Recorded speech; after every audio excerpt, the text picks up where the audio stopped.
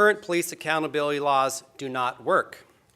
99% of the time, we know law enforcement officers do not cross the line with regards to excessive force.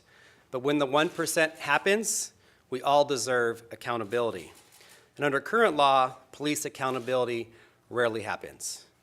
I am the uncle of Oscar Grant, 22-year-old young African-American male who was fatally shot in the back early morning hours of New Year's Day 2009 at the Fruitvale BART station. 2 officers forced my nephew to lie face down on the platform with his hands behind his back, crisscrossed to be handcuffed. Johannes immediately stands, shoots Oscar in the back, raising the question on excessive use of force. He was restrained, cooperative, and still was shot in the back because officers immediately perceived that he had a gun. He had no gun. He was perceived armed, and that was his death ticket. If de-escalation tactics had been used, and if we had a better deadly force law in California, Oscar Grant would be living today.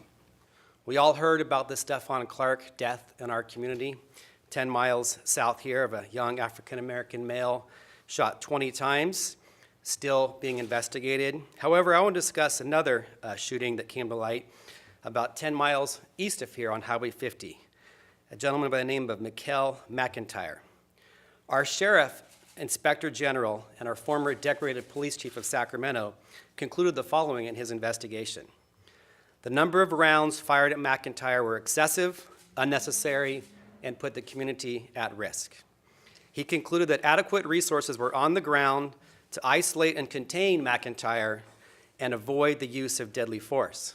However, our local sheriff and our DA dismissed the conclusions and justified the killing. Why? Police accountability laws do not work. The time is now for change, to focus on de-escalation tactics with law enforcement and to prevent unnecessary deaths.